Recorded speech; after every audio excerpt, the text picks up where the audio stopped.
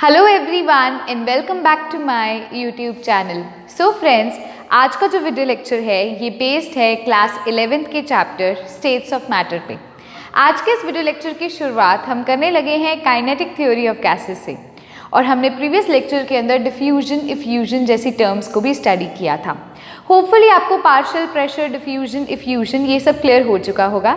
आज के इस वीडियो लेक्चर पे चलने से पहले अगर किसी स्टूडेंट ने चैनल को सब्सक्राइब नहीं किया है और चैनल को सब्सक्राइब करना चाहते हैं तो मेरे चैनल का नाम है शौर्य ग्रोवर, और उसके साथ आपको बेल आइकन देखने को मिलेगी। बेल आइकन को प्रेस करने से क्या होता है स्टूडेंट्स, नेक्स्ट वीडियो डल चुकी है ये नोटिफिकेशन आपकी स्क्रीन पर खुद ब खुद आ जाती है। सो हम चलते हैं हमारे टॉपिक की तरफ, यानी कि what is kinetic theory of gases. Kinetic theory of gases को कई बार KTG भी बोल दिया जाता है इन शॉर्ट।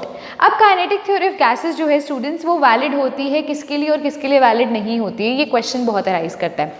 उसको हम इन डिटेल स्टडी करेंगे, लेकिन उससे पहले जो आपको बेसिक से चीज़ काइनेटिक थ्योरी ऑफ गैसेस की पता होनी चाहिए वो ये है भी उसके पोस्टुलेट्स क्या हैं। जैसे कि कोई थ्योरी आती है तो वो अपनी कुछ स्टेटमेंट्स देते हैं भी हाँ ये थ्योरी ये स्टेट करती है, इस थ्योरी की ये स्टेटमेंट है। Similarly kinetic theory of gases के कुछ पोस्टुलेट्स हैं। सबसे पहला पोस्टुलेट वो यही बोलता है भी हर गैस जो है ना वो बहुत ही छोटे मॉलिक्यूल से बना हुआ है। Every gas is made up of extremely large number of small particles which is molecule. ठीक है, उसके बाद वो बोलता है और सेम गैस के जो मॉलिक्यूल्स होंगे उनका साइज, उनकी शेप, उनका सब कुछ प्रॉपर्टीज भी सेम होंगी, लेकिन अगर डिफरेंट गैसेस हैं तो उनके मॉलिक्यूल्स भी डिफरेंट होंगे। ठीक है, तो फर्स्ट पोस्टुलेट को नोट कीजिए, every gas is made up of large number of extremely small particles called molecules. हर एक गैस जो है वो छोटे छोटे पार्टिकल से बनी होती है जो कि मॉलिक्यूल्स होते हैं।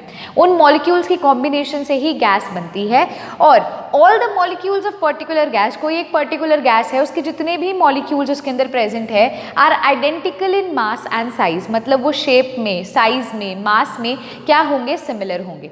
ठीक है डियर स्टूडेंट्स, सो ये हमारा क्या है, फर्स्ट पोस्टुलेट है काइनेटिक थ्योरी ऑफ गैसेस का। सेकेंड पोस्टुलेट वो क्या स्टेट करता है, सेकेंड पोस्टुलेट ये बोलता है भी काइनेटिक थ्योरी ऑफ गैसेस जो है वो टेम्परेचर पर क्या करती है, डिपेंड करती है। सिर्फ और सिर्फ टेम्परेचर पे डिपेंड करेगी, वो गैस की नेचर पे बिल्कुल भी डिपेंड नहीं करेगी। सो अब सेकेंड पॉइंट को नोट कीजिए, kinetic theory of gas only depends upon temperature. अगर आपको पेपर में दे दिया जाता है भी कोई एक मोनोएटॉमिक गैस है, कोई डायटॉमिक गैस है, ठीक है, और आपसे पूछ लिया जाता है क्या इन दोनों की काइनेटिक एनर्जी सेम होगी अगर उनका टेम्परेचर सेम है, तो हाँ जी सेम होगी। ये फर्क नहीं पड़ता भी वो मोनोएटॉमिक है डायटॉमिक है, क्योंकि वो उसके नेचर पे नहीं लेकिन उसके टेम्परेचर पे डिपेंड कर रही है। और अगर टेम्परेचर सेम है तो उनकी काइनेटिक जो एनर्जी होगी, काइनेटिक गैस इक्वेशन होगी वो सेम होगी। क्यों? क्योंकि वो टेम्परेचर पे डिपेंड करते हैं। तो सेकेंड पोस्टुलेट को नोट कीजिए, kinetic energy of gas only depends upon temperature, it does not depend upon the nature of gas. अब हम चलते हैं हमारे third postulate of kinetic theory of gases पे। हाँ जी स्टूडेंट्स, अब आता है third postulate. Students third postulate क्या स्टेट करता है, बहुत इंटरेस्टिंग पोस्टुलेट है और बहुत ही ध्यान देने वाला इंपॉर्टेंट पॉइंट है, आपने इसको इंपॉर्टेंट भी मार्क करना है। ये क्या कहता है, the molecules are supposed to be moving continuously. अब पहली चीज़ उसने काइनेटिक थ्योरी ऑफ गैसेस में ये कहा भी कोई भी गैस है तो वो मॉलिक्यूल से मिलकर बनी है, राइट। ठीक है, तो वो मॉलिक्यूल्स अब किस तरह की मूवमेंट शो करते हैं, तो वो रैंडम मूवमेंट शो करते हैं इन ऑल द डायरेक्शंस। तो देखिए the molecules are suppose to be moving continuously, वो कॉन्टिन्यूसली मूव कर रहे हैं मॉलिक्यूल्स, क्योंकि गैसेस में क्या होते हैं, मॉलिक्यूल्स दूर दूर होते हैं, फार अवे होते हैं। सॉलिड में तो क्या होता है, मॉलिक्यूल्स बहुत पास पास होते हैं तो मूवमेंट नहीं इतनी हो पाती। सिमिलरली लिक्विड में क्या होता है, थोड़ी से दूर होते हैं, हल्की फुल्की मूवमेंट हो जाती है क्योंकि उनकी फ्लोटिंग की कैपेसिटी भी होती है और फोर्स ऑफ अट्रैक्शन जो है वो इतनी स्ट्रॉन्ग नहीं होती एज कम्पेयर टू सॉलिड्स। लेकिन गैसेज में क्या होता है, फोर्स ऑफ अट्रैक्शन बहुत वीक होती है जिसके कारण पार्टिकल्स के पास ये टेंडेंसी होती है भी वो मूव कर सकते हैं बहुत ईजिली। तो जो ये मॉलिक्यूल्स होते हैं ये कॉन्टिन्यूसली मूव करते हैं डिफरेंट डायरेक्शंस में डिफरेंट वेलोसिटी के साथ, और ये रैंडम मोशन शो करते हैं, मतलब करे ही जा रहे हैं मूवमेंट, ठीक है, रुक नहीं रहे हैं, मूव हो ही रहे हैं स्ट्रेट लाइन में। अब मैं मान लीजिए आपको बोलती हूँ कोई भी एक पार्टिकल है, ये मेरा पार्टिकल है, ये जो है ये u स्पीड के साथ क्या है, u वेलोसिटी के साथ क्या कर रहा है, मूव कर रहा है स्टूडेंट्स। अब देखो कोई भी एक पार्टिकल है स्टूडेंट्स वो तो तीन तरह के कंपोनेंट शो कर सकता है। वो कैसे कंपोनेंट शो करेगा, एक कंपोनेंट वो शो करेगा अलोंग एक्स एक्सिस, एक वो करेगा अलॉन्ग y एक्सिस और एक वो करेगा अलॉन्ग z एक्सिस। कोई भी एक पार्टिकल क्या है इसके अंदर? मॉलिक्यूल, क्योंकि मॉलिक्यूल की बात हो रही है काइनेटिक थ्योरी ऑफ गैसेस में, तो यहाँ पर हम मॉलिक्यूल को ही कंसीडर करेंगे। भी मॉलिक्यूल जो है विद स्पीड u मूव कर रहा है, तो इसके 3 कंपोनेंट होते हैं, x एक्सिस, y एक्सिस और z एक्सिस। जैसे कि मैंने आपको बोला भी वो डिफरेंट डायरेक्शंस में मूव करेगा, वो डिफरेंट डायरेक्शंस में स्टूडेंट्स अगर मूव करेगा तो आप ये देखिए भी अगर वो x एक्सिस में जा रहा है, सिमिलरली वो y में भी जा सकता है और वो कहाँ जा सकता है? वो z में भी जा सकता है। मतलब जितनी प्रोबेबिलिटी उसकी x एक्सिस में जाने की है उतनी ही प्रोबेबिलिटी y एक्सिस में जाने की है और उतनी ही प्रोबेबिलिटी उसकी z एक्सिस में जाने की है। अब आप सबको याद होगा मतलब +1 में स्टार्टिंग में फिजिक्स के अंदर आप सबने वेक्टर्स पढ़ा होगा, तो जब भी मैं इस मतलब स्पीड u को वेक्टर की टर्म में लिखूंगी तो होगा ux i cap plus uy j cap plus uz k cap. हम कुछ इस प्रकार से लिखते हैं। अगर किसी स्टूडेंट को इसमें कोई भी इशू है, कोई भी डाउट आ रहा है, तो मैं आपको इतना बोल देती हूँ भी आप फिजिक्स का जो फर्स्ट चैप्टर है आई गेस उसके अंदर ही वेक्टर बता देते हैं, तो वहाँ पर जाकर आप उसको क्लियर कर सकते हो। डायरेक्शन इनटू मतलब उसकी जो मूवमेंट होती है किस प्लेस में होती है, ये वेक्टर को लिखने की तरीका होता है। I cap, J cap, K cap. I cap use किया जाता है for the X axis, Y axis and Z axis, similarly J and K is used. तो बेसिकली अगर मैं आपको बोलती हूँ भी जितनी प्रोबेबिलिटी एक्स एक्सिस के मतलब कितनी प्रोबेबिलिटी, कितनी क्षमता है वो एक्स एक्सिस में पार्टिकल जाएगा। एक पार्टिकल है वो मतलब यू वेलोसिटी से मूव कर रहा है, अब वो किस डायरेक्शन में कितना जा सकता है, मतलब पहले किस डायरेक्शन में जाएगा, कहाँ प्रोबेबिलिटी ज़्यादा है, तो तीनों में प्रोबेबिलिटी इक्वल है। जितना वो एक्स में जाने की कैपेसिटी रखता है उतनी वाई में जाने की रखता है और उतनी ही वो जेड में जाने की रखता है। तो यहाँ से हमें पता चलता है भी यू एक्स जो है वो यू वाई के इक्वल होता है और वो यू जेड के इक्वल होता है डियर स्टूडेंट्स। तो बेसिकली ये वेक्टर चीज़ है ना, इसको पहले आप नोट करेंगे। आप पहले ये लिखेंगे जो मॉलिक्यूल्स होते हैं ना उनके पास ये क्या होती है, टेंडेंसी होती है भी वो डिफरेंट डायरेक्शंस में मूव कर सकते हैं विद वेलोसिटी। अब अगर मैं एक मॉलिक्यूल कंसीडर कर रही हूँ जिसकी यू जो है स्पीड है, तो वो 3 कंपोनेंट्स उसके हम इक्वेट कर सकते हैं, एक्स एक्सिस, वाई एक्सिस और जेड एक्सिस। हमेशा से 3 कंपोनेंट ही बनाएंगे, मतलब कि वो 3 डायरेक्शंस में बेसिकली मूव कर सकता है, एक्स में, वाई में और जेड में। और इसी वजह से हम जो ये इसको वेक्टर के टर्म में लिखेंगे तो कुछ इस प्रकार से लिखेंगे। अब अगर मैं इसका मैग्नीट्यूड निकालती हूँ स्पीड का, तो मैग्नीट्यूड हम क्या निकालते हैं, रूट ऑफ, ठीक है, हम क्या करेंगे इन सब का रूट निकाल लेंगे स्टूडेंट्स। ये आ जाएगा U square X plus U square Y plus U square Z. मतलब इनका जब हम मैग्नीट्यूड निकालेंगे तो वो कुछ इस प्रकार से निकलेगा।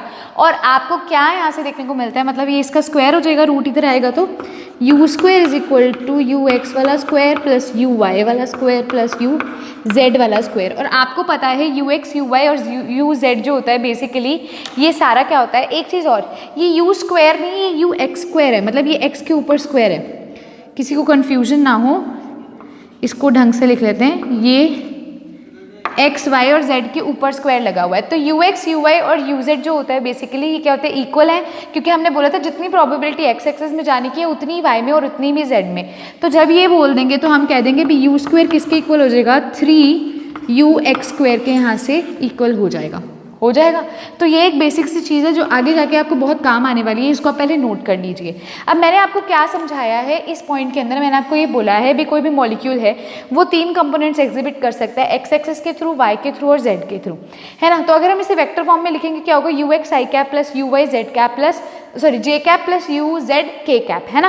अब अगर मैं इसका मैग्नीट्यूड निकालती हूँ तो वो क्या होता है, रूट ऑफ इन सबका स्क्वायर्स होता है। तो U X square plus U Y square plus U Z square का रूट करेंगे तो ये रूट जो है वो इधर आ जाएगा और इसका स्क्वायर हो जाएगा। ये क्या हो जाएगा, U square is equals to U X square plus U Y square plus U Z square. आप यू भी ले सकते हो वेलोसिटी, आप वी भी ले सकते हो वेलोसिटी, कंसीडर आपने करना है, हमें समझना है, इसलिए मैंने यू वेलोसिटी बोली है, आप वी वेलोसिटी भी कंसीडर कर सकते हो, ठीक है। तो यहाँ से मैंने आपको बोला था भी जितनी प्रोबेबिलिटी उसकी एक्स एक्सिस डायरेक्शन में जाने की है उतनी वाई में और उतनी ही जेड में। इसका मतलब यू एक्स, यू वाई और यू जेड जो है तीनों एक दूसरे की क्या है, इक्वल है। तो जब हम इसे पुट करेंगे हमारे पास एक इक्वेशन आ जाएगी, U square is equals to 3ux का स्क्वायर, ये जो कि आगे जाकर हमारी काम आने वाली है। तो इस थर्ड पोस्टुलेट को नोट कर लीजिए। अब हम देखने लगे हैं हमारा fourth postulate of kinetic theory. So students, fourth postulate देखिए क्या कहता है, वो कहता है be all the collision of gas molecules. देखो कोलिजन का मतलब क्या होता है, पहली चीज इसे देखते हैं। मान लीजिए ये कोई कंटेनर है, इसके अंदर ये गैस के मॉलिक्यूल्स हैं। अब ये गैस के मॉलिक्यूल्स किस किस के साथ कोलाइड कर सकते हैं? एक तो ये खुद के साथ कोलाइड भी करेंगे, एक दूसरे से कोलाइड करेंगे, है ना, टकराएंगे। कोलाइड करने का मतलब होता है टकराना, और एक ही किससे टकराएंगे? ये वॉल्स किससे टकराएंगे? वॉल से टकराएंगे तो कभी उससे टकरा कर वापस भी आएंगे। तो कोलिजन इन गैस के मॉलिक्यूल्स में किसके बीच में होती है? एक तो अमंग देमसेल्व्स, मतलब एक दूसरे के साथ कोलाइड करते हैं। सेकेंड कोलिजन जो टेक्स प्लेस करती है among the walls of the container, मतलब कंटेनर की वॉल से स्ट्राइक करते हैं। तो वो क्या कहता है? All the collision of gas molecule, जितनी भी कोलिजन गैस मॉलिक्यूल्स की होती है among themselves and with the wall of container, वो हमेशा इलास्टिक होती है। मतलब ये जो कोलिजन टेक्स प्लेस कर रही है ये हमेशा से इलास्टिक होगी। सो स्टूडेंट्स, मैंने आपको बोला भी कोलिजन क्या होती है? इलास्टिक इन नेचर होती है। इलास्टिक का मतलब होता है भी या तो उसकी एनर्जी और उसका मोमेंटम, उसमें कोई चेंज नहीं आएगा।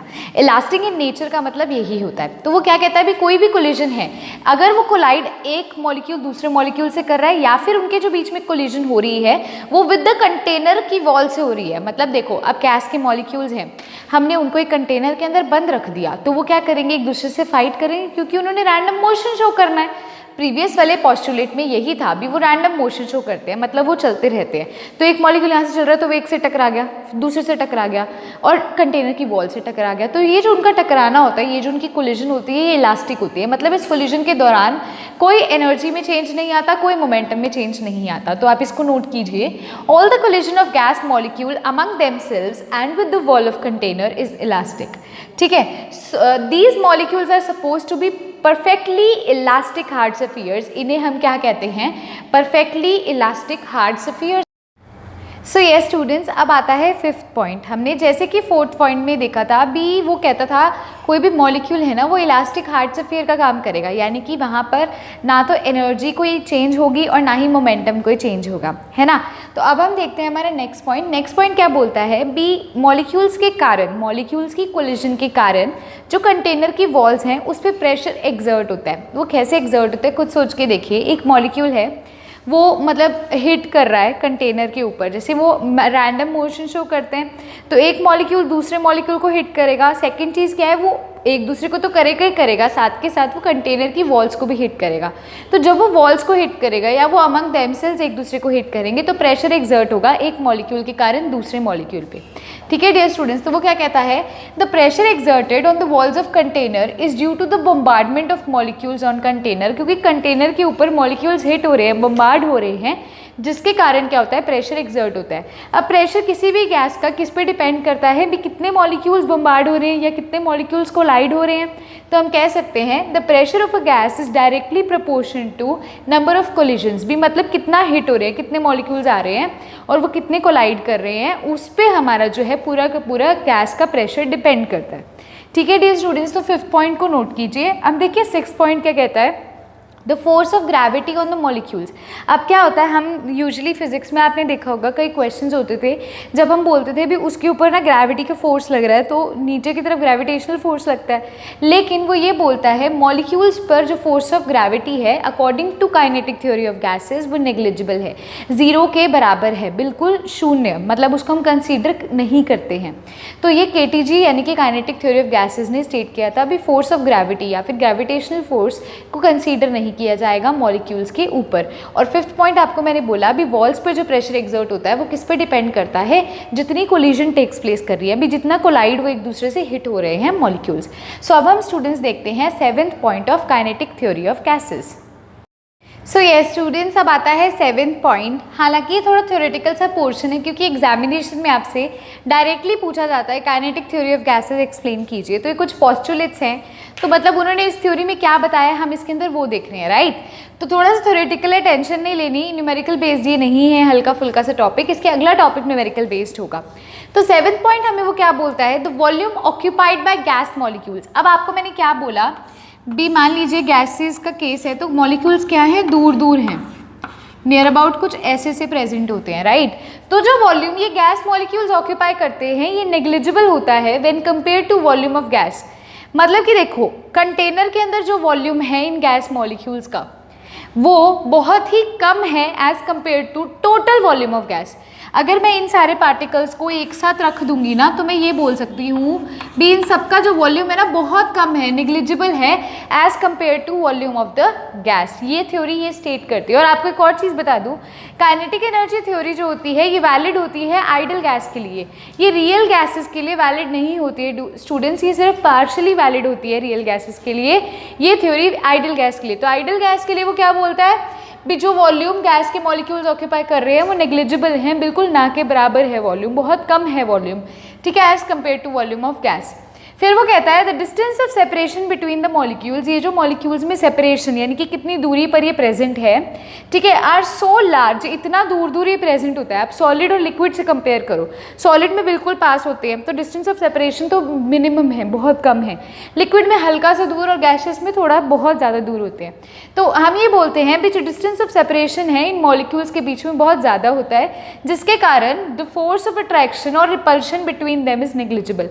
तो ना तो इनमें फोर्स ऑफ अट्रैक्शन कह सकते हैं ज़्यादा है, ना ही हम ये कह सकते हैं रिपल्शन फोर्सेस ज़्यादा है, मतलब अट्रैक्शन फोर्सेस तो बहुत ही कम है, क्योंकि एक मॉलिक्यूल इधर है एक मॉलिक्यूल इधर है, वो कैसे अट्रैक्ट कर पाएगा, वो कर ही नहीं पाएगा, क्योंकि यहाँ पर मॉलिक्यूल्स के बीच का डिस्टेंस क्या है, ज़्यादा है, ठीक है। सो इन दोनों पॉइंट्स को नोट कर लीजिए स्टूडेंट्स। अब यहीं पर हमारा काइनेटिक थ्योरी ऑफ गैसेस तो टॉपिक कंप्लीट होता है। अब काइनेटिक थ्योरी ऑफ गैसेस जो है वो फर्दर लीड करता है काइनेटिक गैस इक्वेशन पे, जो कि आपसे पेपर में पूछी जा सकती है। सो अब नेक्स्ट हेडिंग डालेंगे काइनेटिक गैस इक्वेशन और इसे नोट करेंगे। सो यस स्टूडेंट्स, अब आता है kinetic gas equation. Kinetic gas equation क्या है, हेडिंग डाल लीजिए kinetic gas equation. Students kinetic gas equation बहुत ही फेमस इक्वेशन है, बहुत ही इंपॉर्टेंट इक्वेशन है। आपका कोई भी पेपर है, चाहे वो आपका रिटन एग्जामिनेशन है या कॉम्पिटिटिव एग्जाम्स है, दोनों के लिए बहुत इंपॉर्टेंट है। काइनेटिक गैस इक्वेशन क्या होता है, PV is equals to 1/3 MnUrms का स्क्वायर। ये हमारी होती है काइनेटिक गैस इक्वेशन। अब इसके अंदर PV, Mn और URMS चीज़ क्या है ना, इसको ये n के ऊपर नहीं है, ये URMS के ऊपर स्क्वायर लगा हुआ है, ठीक है, कंफ्यूज मत होना। P तो आपको पता ही है प्रेशर होता है, V आपको पता ही है वॉल्यूम होता है डियर स्टूडेंट्स। M क्या होता है, M होता है mass of one molecule of gas.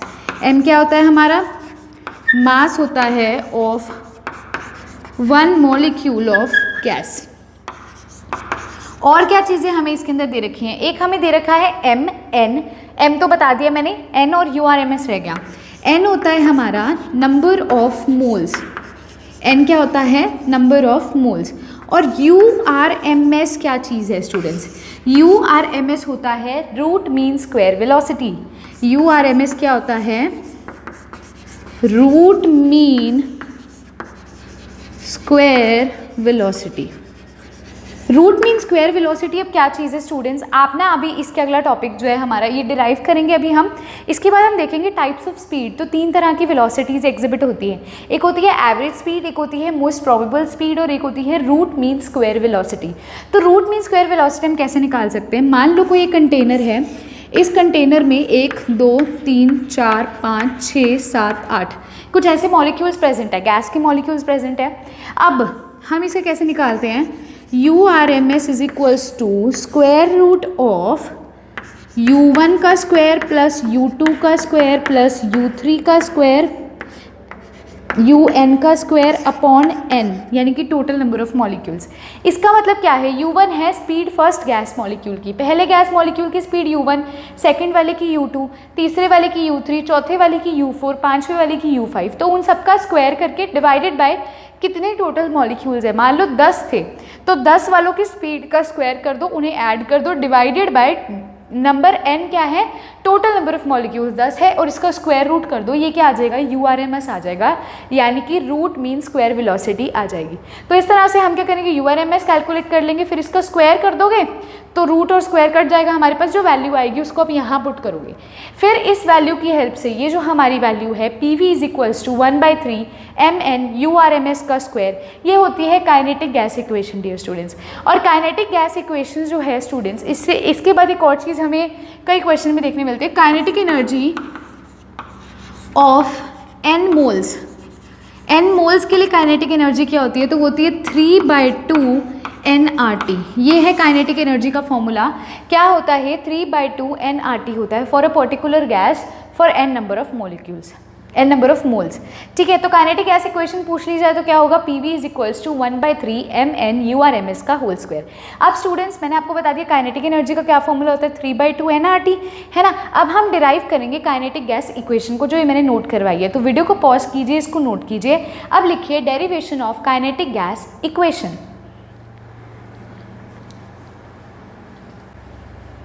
हाँ जी स्टूडेंट्स, सो अब हम करने लगे हैं derivation of kinetic gas equation. Heading डाल लीजिए डेरिवेशन ऑफ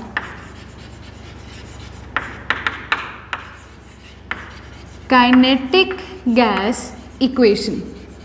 सबसे पहले हम लिख लेते हैं हमने क्या चीज़ डिराइव करनी है। तो हमने ये डिराइव करना है PV is equals to 1/3 mn URMS का होल स्क्वायर, URMS का स्क्वायर, है ना। तो हमने ये डिराइव करना है। इसके लिए हम क्या करते हैं, एक कंटेनर बनाते हैं। सबसे पहले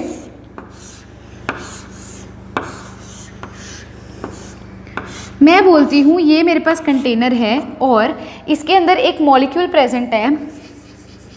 ये मॉलिक्यूल को कंसीडर कर रही हूँ, गैस का मॉलिक्यूल है। ये इस वॉल पे आके हिट करेगा। मैं वॉल को शेड कर देती हूँ, जिस वॉल पे ये हिट करेगा।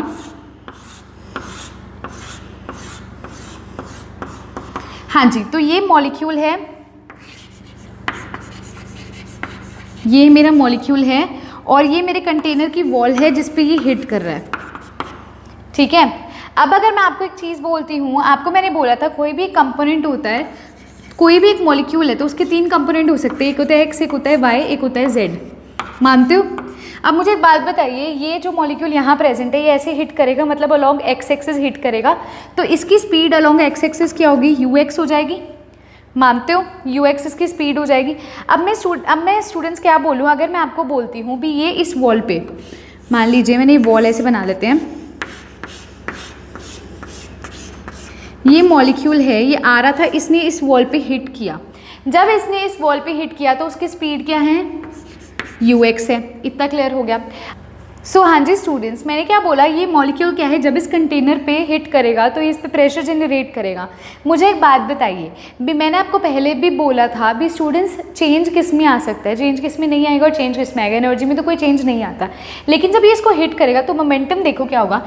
इनिशियल मोमेंटम हमारा हो जाएगा mux और फाइनल मोमेंटम हमारा हो जाएगा -mux। ये फॉर्मूला होता है मोमेंटम का। अब कई बायो वाले स्टूडेंट्स थोड़े से कंफ्यूज हो रहेंगे, कोई बात नहीं, आप इसको याद कर लो भी इनिशियल जो मोमेंटम लग रहा है वो इतना है और फाइनल इतना है। तो चेंज इन मोमेंटम यानी कि डेल्टा पी कितना हो जाएगा हमारा?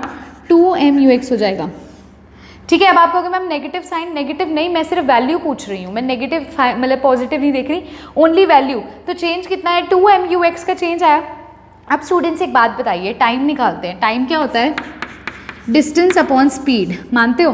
Time taken of hitting the molecule. Molecule जब इस कंटेनर को हिट कर रहा है और वापस आ रहा है तो कितने टाइम में कर रहा है, वो क्या होता है? Distance upon speed. अब ये मॉलिक्यूल यहाँ पर प्रेजेंट है, मैं बोलती हूँ मान लो इसने L डिस्टेंस कवर किया, ये L डिस्टेंस से हिट हुआ और फिर L डिस्टेंस से ही वापस आएगा, मतलब ये L डिस्टेंस से इधर गया तो L डिस्टेंस से ही वापस आएगा, तो टोटल डिस्टेंस कितना आ जाएगा? 2L हो जाएगा अपॉन स्पीड। किस स्पीड से जा रहा है ये मॉलिक्यूल? ux स्पीड से जा रहा है, तो ये इसका क्या आ गया? टाइम आ गया।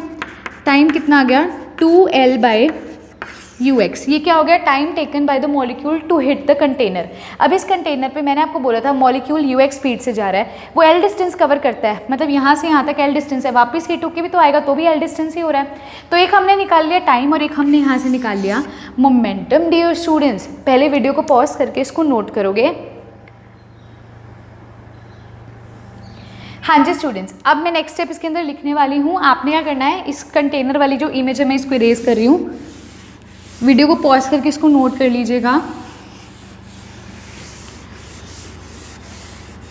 हाँ जी, अब यहीं पर अगर मैं आपको बोलूँ force exerted on the wall कितना होगा? फोर्स एक्सर्टेड ऑन वॉल होगा डेल्टा पी अपॉन टी। तो डेल्टा पी कितना है? 2mux अपॉन डेल्टा टी कितना आया है? 2L into ux। तो 2 से 2 कैंसिल हो गया। यहाँ से हमारे पास जो आएगा force exerted on the wall वो आएगा एम यू एक्स का होल स्क्वायर अपॉन एल, ये क्या आ जाएगा, force exerted on the wall of container. तो इस तरह से हमने क्या निकाल ली, फोर्स की वैल्यू निकाल ली डियर स्टूडेंट्स। सबसे पहले हमने क्या किया, सबसे पहले हमने देखा भी हमने क्या कैलकुलेट किया, मोमेंटम कैलकुलेट किया। चेंज इन मोमेंटम आया 2mu(x), मोमेंटम का फॉर्मूला होता है m/u, मतलब m इंटू स्पीड है ना, तो m2mu(x) हो गया। फिर हमने टाइम निकाला भी कितने टाइम में उसने कंटेनर को हिट करके वापस आया, तो वो डिस्टेंस अपॉन स्पीड होता है। डिस्टेंस 12 क्यों हुआ, क्योंकि यहाँ प्रेजेंट था, वहाँ कंटेनर की वॉल थी, तो जब हिट करेगा तो l डिस्टेंस पे था, वापस आएगा तो भी l डिस्टेंस पे था, तो 2l हो जाएगी, ऐड होगा तो अपॉन स्पीड, स्पीड कितनी थी ux, तो यहाँ से टाइम आ गया। अब हमने निकाला force exerted on the wall, force wall पे एक्सर्ट हुई कितनी हुई, डेल्टा p अपॉन टी, जो कि कितना आ गया mux का स्क्वायर बाय l। अब सबसे पहले वीडियो को पॉज करके इसको नोट करोगे। जी स्टूडेंट्स, अभी हमने फोर्स का फॉर्मूला निकाला था, वो था mux का स्क्वायर अपॉन l। अब मैंने आपको प्रीवियस, मतलब अभी थोड़ी देर पहले मैंने आपको ये चीज़ बताई थी भी एक कोई भी मॉलिक्यूल है उसके 3 कंपोनेंट्स हम देख सकते हैं अगर वो स्पीड u से मूव कर रहा है, तो एक x एक्सिस में, एक y एक्सिस में, एक z एक्सिस में, फिर हम उसे वेक्टर फॉर्म में लिखेंगे। तो जब हमने उसे वेक्टर फॉर्म में लिखा, हमारे पास क्या आया, ux i cap plus uy j cap plus uz k cap, है ना। फिर मैंने बोला था भी तीनों कंपोनेंट में उसके जाने की प्रोबेबिलिटी सेम है, तो हमारा यहाँ से क्या आया था, u square is equals to 3ux का होल स्क्वायर, है ना।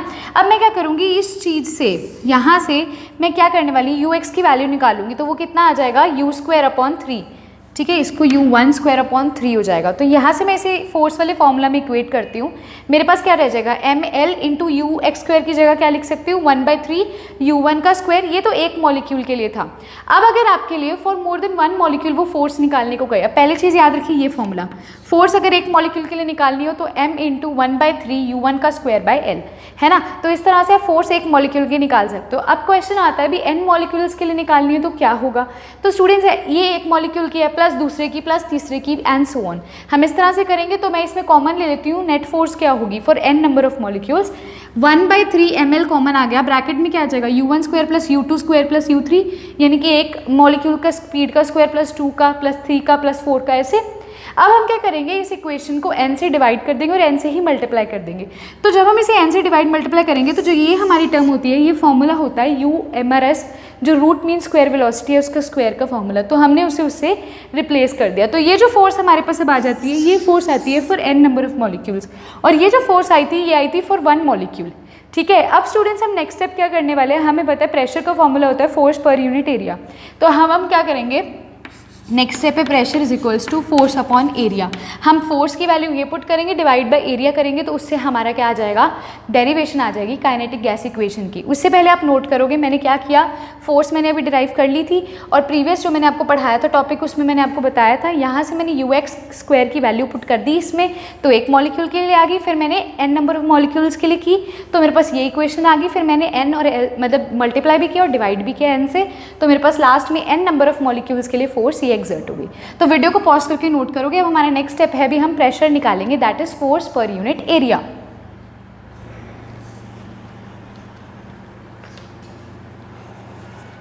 हाँ जी स्टूडेंट्स, सो अभी हमने देखा, अभी हमने फोर्स निकाल ली थी। अब मैंने आपको बोला प्रेशर का फॉर्मूला होता है force per unit area. Force को एरिया से हम क्या करेंगे, डिवाइड करेंगे। एरिया का फॉर्मूला होता है एल स्क्वायर, तो एल स्क्वायर से उसको डिवाइड कर देंगे। तो स्टूडेंट्स नीचे आप देखोगे एल इंटू एल स्क्वायर क्या होता है, एल क्यूब हो जाता है। तो ये क्या हो गया, एल क्यूब आ गया नीचे, और एल क्यूब क्या होती है, हमारी वॉल्यूम होती है। तो मतलब इसे वॉल्यूम से रिप्लेस कर दो, तो क्या आ गया, P is equals to 1/3 mn URMS का स्क्वायर बाय वॉल्यूम, है ना। अब मैं इसको क्या कर दूंगी, क्रॉस मल्टीप्लाई कर दूंगी, वॉल्यूम को वहाँ ले जाऊंगी, तो मेरे पास क्या इक्वेशन आ जाएगी, काइनेटिक गैस इक्वेशन आ जाएगी, जो कि क्या होती है, PV is equals to 1/3 mn URMS का स्क्वायर। ठीक है डियर स्टूडेंट्स, वीडियो को पॉज करके पहले इसको नोट कर लो, कुछ भी नहीं किया, एरिया से डिवाइड किया तो नीचे वॉल्यूम आ गया और वॉल्यूम को क्रॉस मल्टीप्लाई कर दिया। अब स्टूडेंट्स ये तो थी काइनेटिक गैस इक्वेशन। एक अब मैंने आपको काइनेटिक एनर्जी का फॉर्मूला बताया था, 3/2 nRT, मानते हो 3/2 nRT होता है फॉर 1 मोल के लिए। क्या बोलूँ, n की वैल्यू जब 1 होगी तो काइनेटिक एनर्जी किसके इक्वल होगा, 3/2 RT के, है ना। ऐसे ही मैं बोलूँ फॉर 1 मॉलिक्यूल के लिए बोलूँ, n मॉलिक्यूल्स के लिए बोलूँ तो क्या हो जाएगा, ठीक है। उससे पहले एक और चीज़ मुझे बताइए, PV is equals to nRT होता है, n की वैल्यू 1 है तो PV RT के इक्वल हो गया। तो यहाँ से मैं एक और इक्वेशन डराइव कर सकती हूँ, kinetic energy is equals to 3/2 of PV। तो एक ये भी फॉर्मूला यूज़ होता है और एक ये भी फॉर्मूला यूज़ होता है। समझ पा रहे हो ये, लेकिन कब होगा जब n की वैल्यू 1 होगी तो 3/2 PV। इस तरह से हम काइनेटिक एनर्जी को क्या कर सकते हैं स्टूडेंट्स, कैलकुलेट कर सकते हैं। तो पहले एक बार इसको वीडियो को पॉज करके नोट करो, काइनेटिक एनर्जी वाली चीज़ें वाले फॉर्मूला में दोबारा से आपको नोट करवाती हूँ। हाँ जी स्टूडेंट्स, अब मैंने अभी आपको लिखवाया था n मोल्स के लिए क्या हो जाएगा 3/2 nRT फॉर्मूला हो जाता है। अगर 1 मॉलिक्यूल के लिए आ जाएगा तो हम उसे Na से डिवाइड कर देंगे, क्या हो जाएगा 3/2 RT/Na। और स्टूडेंट्स इसी चीज़ को ना 3/2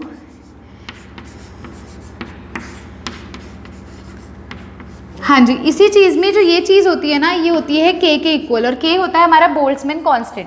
तो जब मैं इसको k से रिप्लेस करूँगी बोल्ट्जमैन कांस्टेंट से, जिसकी वैल्यू कुछ 1.38 × 10⁻⁻23 जूल्स पर केल्विन है, तो मेरे पास एक नया फॉर्मूला आ जाएगा kinetic energy is equals to 3/2 kT। तो मेरे पास 3 फॉर्मूले हैं काइनेटिक एनर्जी के, 3/2 nRT, 3/2 PV और थर्ड वाला जो है 3/2 kT। ठीक है dear students. So yes students, यहीं पर जो हमारा kinetic gas equation, kinetic theory of gases वो फिनिश होता है। नेक्स्ट वीडियो लेक्चर के अंदर हम सबसे पहले कवर करेंगे टाइप्स ऑफ स्पीड, और उसके बाद हमारा लास्ट टॉपिक आइडल और नॉन आइडल गैस इक्वेशंस पे हम चलेंगे।